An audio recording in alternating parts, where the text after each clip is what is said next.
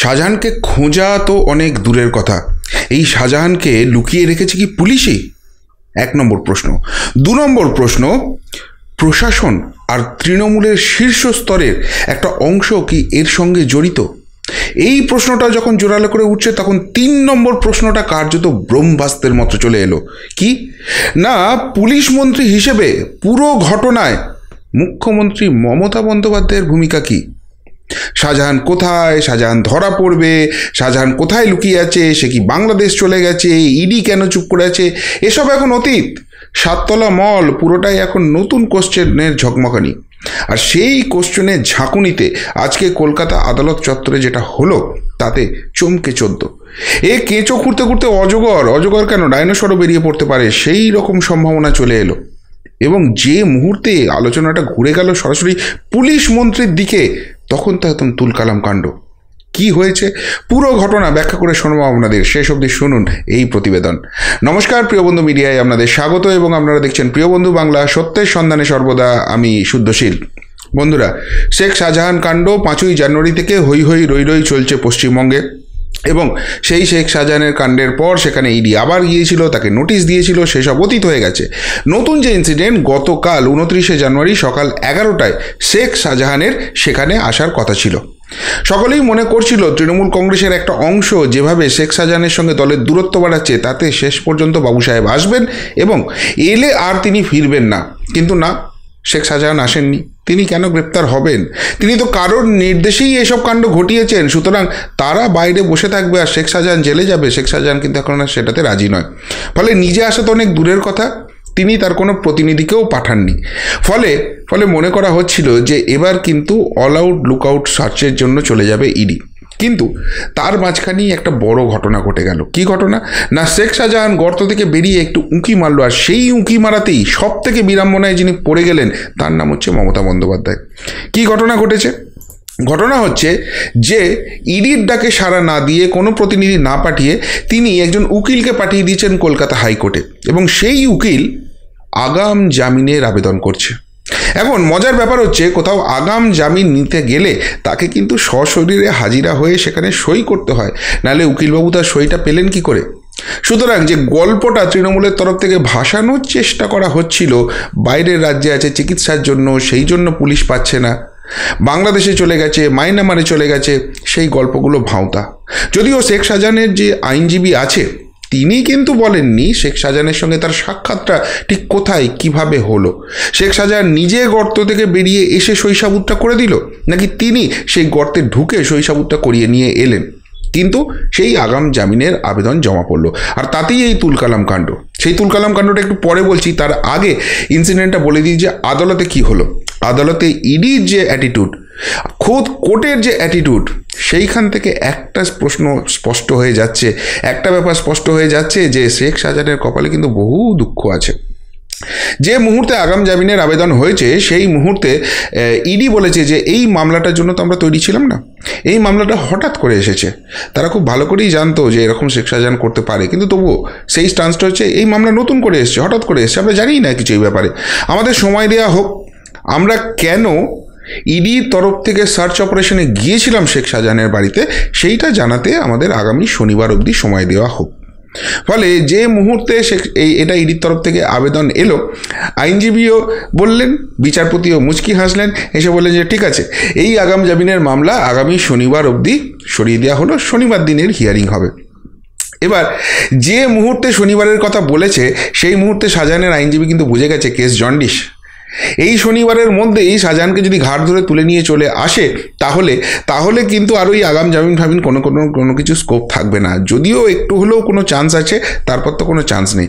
তাই সাথে সাথে তার আবেদন হয় যে এই শনিবার যে মামলা পিছিয়ে যাচ্ছে, তাহলে যেহেতু মামলাটা শুনানি হয়নি, ইডি আমাদের কথা দিক কোনো কড়া পদক্ষেপ আমাদের বিরুদ্ধে নেবে না, অর্থাৎ শেখ শাহজাহানকে গ্রেপ্তারি বা অন্য কোনো কড়া পদক্ষেপের দিকে ইডি হাঁটবে না। যে মুহূর্তে এই কথা বলে, ইডি যিনি আইনজীবী ছিলেন তিনি ফিকফিক করে হাসতে শুরু করেন, বলে হ্যাঁ, আপনারা তো আমাদের সঙ্গে খুব নরম সরম মনোভাব দেখিয়েছিলেন, খুব আদর করে আমাদেরকে বাড়ি পাঠিয়েছেন, আলতো করে গাল টিপে দিয়েছেন, তো তাই আমরা খুব নরম সরম মনোভাব দেখাবো আপনাদের দিকে। ঠিক মিষ্টি মিষ্টি করে এইভাবে বলে। তো বিচারপতিও তখন বলেন যে না, শেখ শাহজাহান যে কাণ্ড ঘটিয়েছে সেই ঘটনার পর এই রকম কোনো আমরা নির্দেশ দিতে পারবো না যে শনিবার অবধি মামলা শুনানি আপাতত স্থগিত রয়েছে, সুতরাং শনিবার অবধি এই ব্যাপারে ইডি কোনো স্টেপ নেবে না। ইডি যদি মনে হয় তারা নেবে, তারা প্রমাণ দেবে, যেটা হবে যা হবে, কিন্তু করা স্টেপ নেবে না এই কথা আমি লিখে দিতে পারবো না। ব্যাস, হাওয়া শুকিয়ে গেছে। কিন্তু প্রবলেম যেটা হয়েছে সেটা হচ্ছে যে এই শেখ শাহজাহানের এই কায়দাটা কিন্তু বেকায়দায় ফেলে দিল তৃণমূল কংগ্রেসকে। শুধু তৃণমূল কংগ্রেস বললে ভুল হবে, পুলিশ, প্রশাসন, তৃণমূলের শীর্ষ নেতৃত্ব, এমনকি আঙুলটা খোদ তৃণমূল নেত্রী মমতা বন্দ্যোপাধ্যায়ের দিকেও উঠে গেল। কেন উঠে গেল? আসলে একটা কথার মধ্যে বলি না, এরা বেসিক্যালি অশিক্ষিত। যে কোনো জিনিস, ভালো কাজ মন্দ কাজ যেটাই আপনি করুন, সেই জন্য একটু শিক্ষা দীক্ষার দরকার আছে। এই কিছুদিন আগে কাণ্ড ঘটিয়েছিল না অশিক্ষিতের মতো, ওই রিপাবলিক ডেতে, দেখো আমার তো টিকি ছুঁতে পারছে না, আমাকে তো পুলিশ লুকিয়ে রেখে দিয়েছে, পুলিশই আমাকে আরামসে রেখেছে, আমার কে কী করবে, ইডি কাজকলা করবে, এলে আবার মাথা ফাটিয়ে দেবো, সেই জন্য ফেসবুকে পোস্ট দিয়ে দিয়েছে, ফেঁসে গেছে সেখান থেকে। ইডি তো সবটা ট্র্যাক করে বার করে নিয়েছে।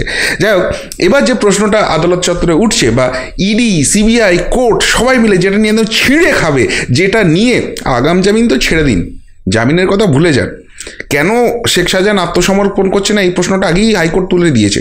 কিন্তু যে প্রশ্নটা নিয়ে এবার একদম তুলকালাম কাণ্ড হবে সেটা হচ্ছে যে শেখ শাহজাহানকে কি লুকিয়ে রেখেছে পুলিশই কি তাকে শেল্টার দিয়ে রেখেছে? পুলিশকে এটা প্রমাণ করতে হবে। কেন? এক, শাহজাহান কাণ্ডে যখন ইডি এফআইআর করলো যে তাদের যারা কর্মী আছে, তাদের যারা অফিসার আছে, তাদের প্রাণনাশের মতো চেষ্টা হয়েছে, খুনের একটা অভিসন্ধি রয়েছে, সেরকম জায়গা থেকে তদন্ত করা উচিত, সেই সব কড়া ধারা পুলিশ লাগালোই না। এই পুলিশ বলছে আমরা অনেক খুঁজছি, আমরা খুঁজে পাচ্ছি না। কিন্তু কিভাবে খুঁজছে? ধরুন ওই সরবেরিয়ার দিকে যে গাড়িগুলো যাচ্ছে, কলকাতা থেকে সরবেরিয়ার দিকে যে গাড়িগুলো যাচ্ছে, সেই গাড়িগুলোকে নাকা চেকিং করছে পুলিশ, কিন্তু সরবেরিয়া থেকে যে গাড়িগুলো বেরিয়ে আসছে সেগুলোর কোনো নাকা চেকিং হচ্ছে না। আচ্ছা, শেখ শাহজাহান যদি ওখানেই লুকিয়ে থাকে, স্থানীয় স্তরেই লুকিয়ে থাকে, সে যদি পালাবার চেষ্টা করে, সে তো সরবেরিয়া থেকে আসবে, সেই গাড়িগুলোকে চেক করার দরকার আছে। কলকাতার দিক থেকে যাওয়া গাড়ি কেন চেক করা হচ্ছে? আসলে পুলিশ ওইখানে দেখতে চাইছে যে ইডি ছদ্মবেশে বা অন্য কোনো তদন্তকারী সংস্থা ছদ্মবেশে সেখানে ঢুকে যেতে চাইছে। এই পয়েন্টটা কিন্তু জোরদারভাবে উঠছে। 2 নম্বর কথা হচ্ছে যে পুলিশ বলছে তাকে খুঁজে পাচ্ছি না, অথচ তার সেই আইনজীবী গিয়ে তার সই নিয়ে চলে আসছে, বা সে আইনজীবীর কাছে এসে সই দিয়ে চলে যাচ্ছে। এখন আইনজীবীর সঙ্গে কন্ট্যাক্ট করতে হলে ডেফিনেটলি ফোন ব্যবহার করতে হবে। ফোন ব্যবহার না করে ওই পায়রার পায়ে চিরকুট লাগিয়ে তো আর উড়িয়ে দিয়ে সেখানে কন্ট্যাক্ট করতে পারে না। তাহলে সে নিশ্চিতভাবে ফোন ইউজ করছে, তাহলে সেই ফোনের টাওয়ার লোকেশন কেন ইউজ করা হচ্ছে না? ইতিমধ্যেই ফেসবুক পোস্ট দিয়ে দিয়েছে, সেই ফেসবুক পোস্টের সূত্র ধরে সেখানে থেকে লগ ইন করতে হয়েছে, আসানসে তার লোকেশন ট্র্যাক করা যায়। পুলিশ করতে পারছে না, করতে চাইছে না, করতে চাইছে না, এই প্রশ্নটা জোরদার করে উঠছে। এইবার এই প্রশ্নের পাশাপাশি যেটা সবথেকে মারাত্মক প্রশ্ন, সেটা হচ্ছে প্রশাসন আর তৃণমূলের একটা বড় অংশ কি এর সঙ্গে জড়িত? কেন বলা হচ্ছে প্রশাসন আর তৃণমূলের একটা বড় অংশ? দেখুন, তৃণমূলের 2টো অংশ হয়ে গেছে, এখন 2টো অংশ করে ভাগ করে দেওয়া হচ্ছে। একদল বলছে শাহজাহান দোষী, অন্যায় করেছে, তার এটা করা উচিত হয়নি, তার আইনানুগ ব্যবস্থা হওয়া উচিত। আর একজন বলছে যে না ও কি করেছে, ও তো ওখানে স্পটেই ছিল না, ন্যাকামি চলছে।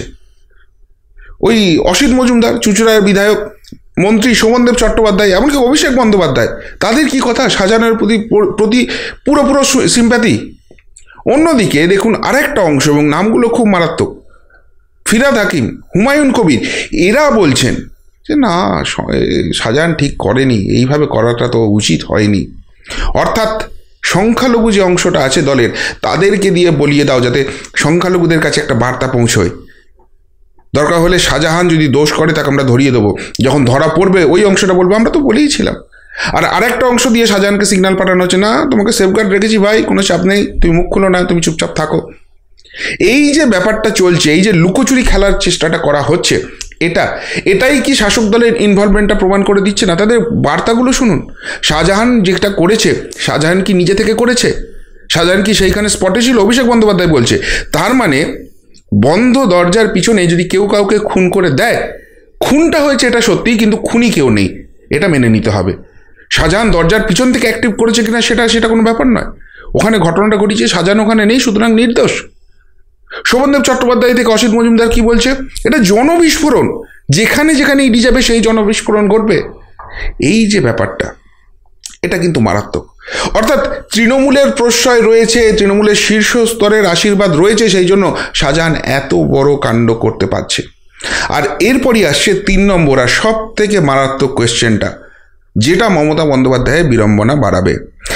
এই যে ডিপার্টমেন্ট পুলিশ, সেই পুলিশ ডিপার্টমেন্ট যদি সত্যি শাহজাহানকে শেল্টার দিয়ে থাকে, তাকে খোঁজার চেষ্টা না করে, উল্টে খোঁজা হলে সেখানে ব্যাঘাত ঘটানোর চেষ্টা করে, পুলিশ মন্ত্রী হিসেবে তার ভূমিকা সেখানে কী ছিল? কেননা দেখুন, শাহজাহান কাণ্ডের পর মমতা বন্দ্যোপাধ্যায় কিন্তু চুপ, মুখে একটা শব্দ নেই। কেন? এত বড় ইনসিডেন্ট হয়ে গেল, তার দলের নেতামন্ত্রীরা কথা বলছেন। সেদিনকে শশী পাঁজাকে দিয়ে সেদিনকে প্রেস কনফারেন্স করানো হয়েছে, বলা হয়েছে সন্দেশখালী একটা উপদ্রুত অঞ্চল, সেখানে গেছে, পুলিশের সঙ্গে পরামর্শ করে যায়নি, সেই জন্য এই ধরনের ঘটনা ঘটেছে। এটা পুলিশকে বলে গেলে এই ধরনের ঘটনা ঘটতো না। আচ্ছা, যদি সন্দেশখালী উপদ্রুত অঞ্চল হয়, সেইটা কি সেই দিনকে পুলিশ মন্ত্রী হিসেবে মমতা বন্দ্যোপাধ্যায় জেনেছেন, নাকি এখনও জানেন না?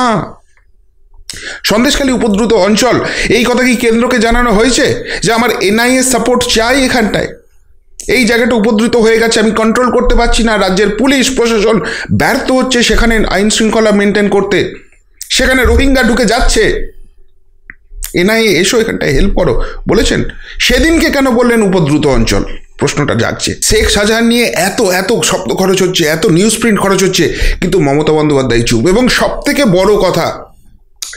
বড় কথা যেটা তার এগেনস্টে যেতে চলেছে, একটি বেসরকারি চ্যানেলে দেওয়া তার ইন্টারভিউ, যেখানে সেই সাংবাদিক প্রশ্ন করেছিলেন মমতা বন্দ্যোপাধ্যায়কে যে শেখ শাহজাহান বাম আমল থেকেই তার বিরুদ্ধে এত অভিযোগ, সেই শেখ শাহজাহান আজকে তৃণমূলে এসে সেখানকার কার্যত অঘোষিত বাচ্চা হয়ে গেছে, আপনি কেন এই ধরনের কালপ্রিটগুলোকে দলে নিচ্ছেন? তিনি শেখ শাহজাহানকে ডিফেন্ড করেছিলেন যে সে সংখ্যালঘু বলে এটা সংবাদ মাধ্যমের একটা বাজে আক্রমণ। শেখ শাহজাহান খুব ভালো ছেলে, খুব ভালো সমাজসেবক, ওখানে খুব উন্নয়নের কাজ করছে এবং সেই জন্য তাকে দলে নেওয়া হয়েছে। অর্থাৎ এই শেখ শাহজাহান সম্বন্ধে তিনি প্রথম থেকেই নরম সরম, তার প্রতি সহানুভূতিশীল, আর সেই সহানুভূতিটাকে কাজে লাগিয়ে তার ডিপার্টমেন্ট এই শেখ শাহজাহানকে ইডির হাতে আসতে দিচ্ছে না। ইডি কিন্তু অলরেডি প্রেয়ার করে দিয়েছে যে কলকাতা হাইকোর্ট যে এসআইটি গঠন করেছে, যেখানে রাজ্য পুলিশ এবং সিবিআই দুজনে থাকবে শাহজাহানকে খোঁজার জন্য, সেখানে বলে দিয়েছে এই রাজ্য পুলিশ থাকলে এই তদন্তে বাধা হবে, এখানকার ইনফরমেশন লিক করে শাহজাহানকে পালাতে সাহায্য করবে। আমরা এই রাজ্যের পুলিশকে চাই না, আমরা শুধু চাই সিবিআই তদন্ত করুক, সিবিআই শাহজাহানকে তুলে আনতে পারবে, নাহলে শাহজাহানকে কোনোদিন ধরা যাবে না। যেখানে পুলিশের প্রতি এতখানি অনাস্থা এবং স্বয়ং পুলিশ মন্ত্রী শেখ শাহজাহান সম্বন্ধে সহানুভূতিশীল, তাহলে তার ভূমিকাটা কি, সেটাও কি এবার র্যাডারে চলে আসবে, সেটাও তদন্তের আওতায় আসবে? এই প্রশ্নটাই কিন্তু সব থেকে বড় হয়ে দেখাচ্ছে। এবং এই জন্যই বলা হচ্ছে যে সন্দেশখালীর বাঘ এখন যে খ্যাকশিয়াল হয়ে গর্তে লুকিয়ে আছে, একটু উঁকি মেরেছে, সইটা করে দিয়েছে, নিজেকে বাঁচাবার চেষ্টা করছে, আর তার জন্য আঙুলটা সরাসরি কিন্তু তার দলের নেত্রীর দিকে উঠে গেছে। ফলে শেখ শাহজাহান গ্রেপ্তার হবেন কি হবেন না, সেই প্রশ্ন আজকে আর বড় নয়। সব থেকে বড় প্রশ্ন এই শেখ শাহজাহানের উঁকিটা কিভাবে ঝুঁকি হয়ে গেল পুরো তৃণমূলের জন্য। পুরো খেলা কিন্তু জমে গেছে। আপনারা কি বুঝছেন শেখ শাহজাহান কাণ্ডে ইডি, সিবিআই, কোর্টের যে পদক্ষেপ রয়েছে, তার বাঁচার তরফে যেসব ভুলভ্রান্তিগুলো হয়ে যাচ্ছে, এবং তৃণমূল কংগ্রেসের যে একটা আড়াআড়ি জায়গা রয়েছে, কে কোন দিকে যাবে সেটা ঠিক করতে পারছে না, এই সমস্ত কিছু নিয়ে আলটিমেটলি শেখ শাহজাহান কাণ্ড ঠিক কতটা ঘেঁটে দেবে তৃণমূলের সাজানো বাগানকে? আপনারা কি মনে করছেন? উত্তরটা অবশ্যই কমেন্ট বক্সে কমেন্ট করে জানাবেন। এখনকার মতো এখানেই শেষ করলাম, ফেরত আসছি নতুন প্রতিবেদন নিয়ে খুব তাড়াতাড়ি। ভালো থাকবেন, সাথে থাকবেন, পাশে থাকবেন। নমস্কার।